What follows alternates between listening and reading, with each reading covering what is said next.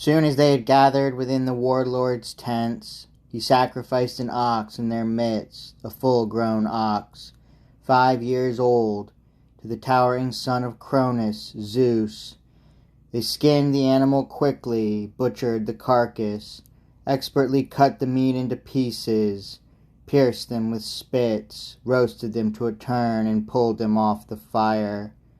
The work done, the feast laid out, they ate well, and no man's hunger lacked a share of the banquet.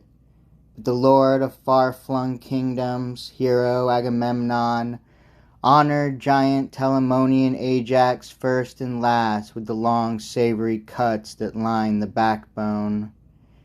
And when they had put aside desire for food and drink, the old man began to weave his counsel among them. Nestor was first to speak. From the early days his plans and tactics always seemed the best. With good will to the lords he rose and spoke. King Agamemnon, chiefs of all the Argives, how many long-haired Achaeans lie here dead, and now Ares, the slashing god of war, has swirled their dark blood in Scamander's deep clear stream, and their souls have drifted down to the house of death. So at dawn you must call a halt to fighting by Achaeans, form your units, bring on wagons, gather up the dead and wheel the corpses back with mules and oxen.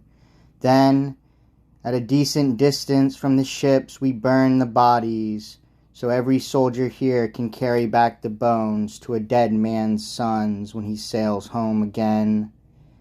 And let us heap a single great barrow over the pyre, one great communal grave stretched out across the plain, and fronting it throw up looming ramparts quickly, a landward wall for ships and troops themselves, and amidst the wall build gateways fitted strong to open a clear path for driving chariots through. And just outside the wall we must dig a trench, a deep ditch and a broad sweeping ring to block their horse and men and break their charge. Then these headlong Trojans can never rush our armies. So he advised. All the warlords sounded their assent, and now the Trojans collected high on the crest of Troy. They were shaken, distracted men at Priam's gates, but the clear-headed Antenor opened up among them. Hear me, Trojans, Dardans, all our loyal allies. I must speak out what the heart inside me urges. On with it. Give Argive Helen and all her treasures back to Atreus' sons to take away at last. We broke our sworn truce. We fight as outlaws. True, and what profit for us in the long run? Nothing, unless we do exactly as I say. So he pressed the point, then took his seat. But among them stood magnificent Paris now, fair-haired Helen's lord, and he came back with a winging burst in answer. Stop, Antenor. No more of your hot insistence. It repels me. You must have something better than this to say. But if you are serious, speaking from the heart, the gods themselves have blotted out your senses.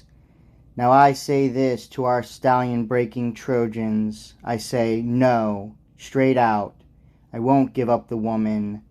But those treasures I once hauled home from Argos, I'll return them all and add from my own stores.